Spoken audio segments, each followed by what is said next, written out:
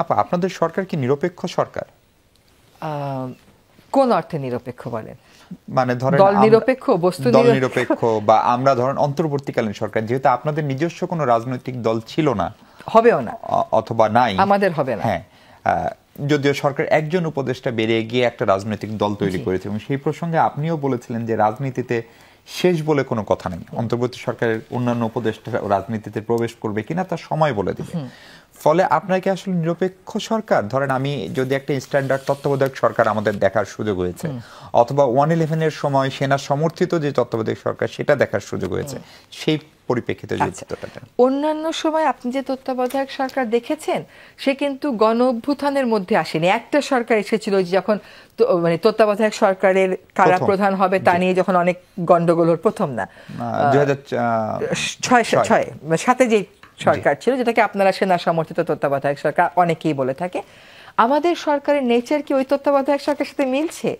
আমরা তো একটা গণ অভ্যুত্থানের ফলে একটা পরিবর্তিত বাংলাদেশের স্বপ্ন নিয়ে আমাদেরকে এখানে বসানো হয়েছে। আপনি যদি এই প্রশ্ন করেন যে আমরা নিরপেক্ষ কিনা, যারা আমাদেরকে বসিয়েছে তাদেরকে এই প্রশ্ন করেন যে ওদেরকে কেন বসিয়েছিলে, ওদেরকে কেন দায়িত্ব নিতে বলছিল, কেন আপনাকে বলে নাই, কেন আমাকে বলেছে?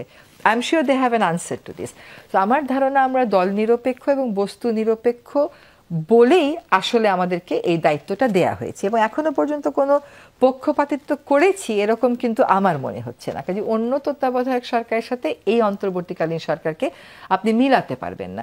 অন্য কোনো তত্ত্বাবধায়ক সরকারকে 6 মাসে 300-র মতন বিদ্রোহ দমন তো না, বিদ্রোহ অ্যাড্রেস করতে হয়েছে। আমরা কিন্তু দমন করিনি, সামাল তো দিতে হয়নি, এবং সামাল দিতে হয়েছে এমন সময় যখন আসলে আমাদের হাতে কোনো ঢাল নাই, তলোয়ার নাই, এরকম অবস্থা। হ্যাঁ, ফলে ওইটা মিলবে না। আরেকটা হচ্ছে রাজনীতির ব্যাপারটা হলো, কেউ যদি রাজনীতি করতে চায় সে তো করতেই পারে, আপনি তো সেখানে বাধা দিতে পারেন না, কিন্তু সে তখন এই সরকারের আর অংশ থাকবে না। আরেকটা কথা হচ্ছে যে অন্য সময়ের মতন এইটাকে অত সরলীকরণ করে দেখার কিন্তু কোনো সুযোগ নাই। আপনি যদি যে সদস্য চলে গেলেন আমাদের মধ্য থেকে তার পদত্যাগ পত্রটা পড়েন, সেখানে তিনি স্পষ্ট লিখেছেন যে আমি একটা প্রত্যাশার জায়গা থেকে এই সরকারে এসেছিলাম, সেই প্রত্যাশাটা ফুলফিল করতে আমি মনে করি সরকারে থাকার চাইতে আমার রাস্তা, তার মানে সে তখন একটা পক্ষ বেছে নিল, কিন্তু সরকারে থাকার সময় পক্ষ বেছে নেওয়ার সুযোগ নাই বলেই সে মনে করলো যে আমি রাজপথেই যাই। ফলে আমি মোটামুটি কনফিডেন্ট যে আমরা একেবারেই দল নিরপেক্ষ, এবং আমাদের মধ্যে কোনো বায়াস কাজ করে এমন কোনো এমন কোনো কিছু আমার নজরে আসেনি। এখন কাজ করতে গেলে কোথাও কোথাও ভুল ত্রুটি হতে পারে, সেটা ভিন্ন কথা। জি আপা, নতুন নাহিদ সাহেব বের হয়ে গিয়ে যে দলটি করলেন তাদেরকে অনেকেই রাজার দল বা কিংস পার্টি বলে, আপনিও বিভিন্ন বলেছেন যে তাদের সেটি হওয়ার সম্ভাবনা নেই। এখন প্রশ্ন হচ্ছে যে সেই দলটি যখন তৈরি হলো তখন প্রধান উপদেষ্টার প্রেস সেক্রেটারি কিংবা উপদেষ্টা আসিফ নজরুল সাহেব সহ অনেকেই প্রকাশ্যে তাদেরকে শুভকামনা জানিয়েছেন। কেউ কেউ বলেছেন একদিন হয়তো নাহিদ প্রধানমন্ত্রী হতে পারেন। এগুলো নিয়ে তাদের ব্যাখ্যা হচ্ছে, বিশেষ করে অন্য রাজনৈতিক দলের নেতারা বলেন, যে বিএনপি নেতারা বলেন তারেক সাহেব প্রধানমন্ত্রী হতে পারেন, এটা তো প্রেস সেক্রেটারি বলেন নাই, বা আরেকজন ধরেন নুরুল হক নূর অথবা জোনায়েদ সাকি তাদেরকে বলেনি। ফলে এগুলো কি কখনো কখনো এই শুভকামনাও কি সরকারের নিরপেক্ষতাকে প্রশ্নবিদ্ধ করতে পারে? করা উচিত না। তবে আমরা সবকিছু মানে আমি আমাদের দায়িত্বকালীন সময় দেখছি সবকিছুর খুবই চুলচেরা বিশ্লেষণ হচ্ছে, সেটা ভালো, একদিকে ভালো। ওইটা আমরা যখন একটু সীমা অতিক্রম করে ফেলি, it helps us to go back to the point. কাজী এইটা হতে পারে। কিন্তু কিংস পার্টি যে বলেন, আমাকে একটু বলবেন যে who is backing them up, মানে ওদেরকে কারা ব্যাকআপ করছে? আমাদের তো নিজেদের কোনো ব্যাকআপ নেই, আমরা কেমন করে ব্যাকআপ করব?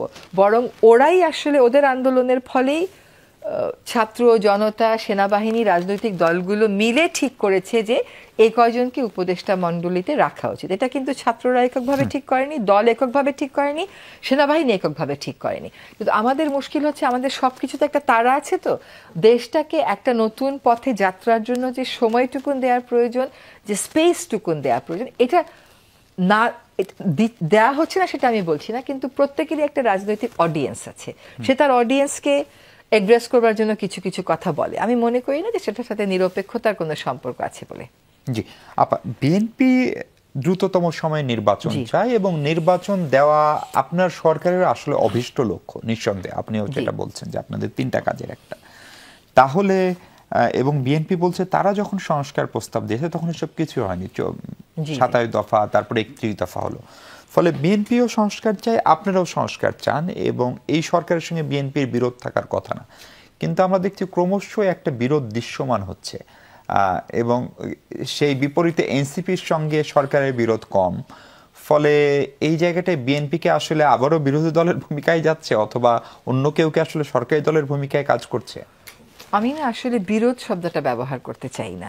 আমি মনে করি কিছু কিছু ক্ষেত্রে মত পার্থক্য থাকতেই পারে, কিন্তু সেটা বিরোধ কোনোভাবেই না। কারণ বিএনপি সহ অন্যান্য রাজনৈতিক দলগুলোর সাথে আমাদের ওয়ার্কিং রিলেশনশিপ খুব ভালো মতন আছে, এবং বিভিন্ন সভা সমিতিতে আপনারা দেখেন, এমনকি সর্বশেষ যে আমাদের জাতিসংঘের মহাসচিব এসেছিলেন সেখানেও বিএনপি এবং অন্যান্য রাজনৈতিক দলেরা গেছেন, ওনার কমিশনের সাথে বৈঠক করেছেন, তারপরে ইফতার পার্টিতে গেছেন। কাজে এটা দূরত্ব বেড়ে যাওয়া, বিরোধ হয়ে যাওয়া আমি এইভাবে দেখি না। মত পার্থক্য থাকতেই পারে, আমরা একটা অবস্থানে থেকে ডেলিভারি দিচ্ছি, আমাদের অডিয়েন্স আর ওনাদের অডিয়েন্সের মধ্যে প্রাইমারিলি মাঝে মধ্যে একটু তফাৎ থাকতেই পারে।